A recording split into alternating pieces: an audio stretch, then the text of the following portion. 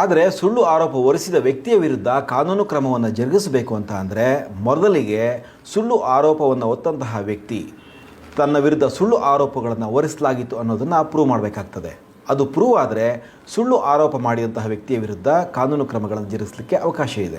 ಸುಳ್ಳು ದೂರಿನ ಆರೋಪವನ್ನು ಒಬ್ಬ ವ್ಯಕ್ತಿ ಮತ್ತೊಬ್ಬ ವ್ಯಕ್ತಿ ವಿರುದ್ಧ ಯಾವುದೇ ವಿಚಾರವಾಗಿ ಆದರೂ ಮಾಡಿರಬಹುದು. ಉದಾಹರಣೆಗೆ ಹೇಳೋದಾದರೆ, ನೆರೆಹೊರೆಯವರಲ್ಲಿ ಆಗಬಾರ್ದೇ ಇದ್ದಾಗ ನಮ್ಮ ಮನೆಗೆ ನುಗ್ಗಿ ಬಂದರು, ಅಂದರೆ ಟ್ರೆಸ್ಪಾಸ್ ಮಾಡಿದ್ರು ಅನ್ನೋ ಆರೋಪವನ್ನು ಹೊರಿಸಬಹುದು, ಅಥವಾ ಕಳ್ಳತನ ಮಾಡಿದ್ರು ಅನ್ನೋ ಆರೋಪವನ್ನು ಹೊರಿಸಬಹುದು, ಅಥವಾ ನಿಂದಿಸಿದರು, ಬೈದರು, ಕ್ರಿಮಿನಲ್ ಥ್ರೆಟ್ ಮಾಡಿದ್ರು, ಅಂದರೆ ಎದುರಿಸಿದರು, ಈ ರೀತಿ ಏನೇ ಒಂದು ಆರೋಪಗಳನ್ನು ಅವರು ಹೊರಿಸಬಹುದು.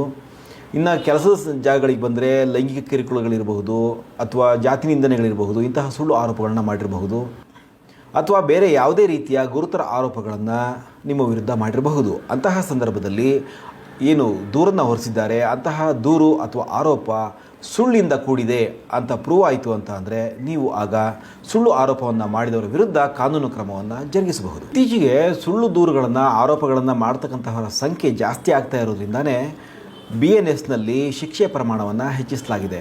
ಈ ಹಿಂದೆ IPCಯಲ್ಲಿ ಸೆಕ್ಷನ್ 211 ಅಂದರೆ 211 ಅಡಿಯಲ್ಲಿ ಅದೇ AB 2 ಪ್ರಾವಿಷನ್ಗಳನ್ನ ಇಟ್ಟು ಅದರಲ್ಲಿ ಪ್ರಾವಿಷನ್ ಎಯಲ್ಲಿ ಸುಳ್ಳು ಆರೋಪವನ್ನು ಹೊರಿಸಿದಂತಹ ವ್ಯಕ್ತಿಗೆ 2 ವರ್ಷಗಳವರೆಗೆ ಜೈಲು ಶಿಕ್ಷೆ ಮತ್ತು ದಂಡ ವಿಧಿಸಬಹುದು ಅಂತ ಹೇಳಲಾಗಿತ್ತು.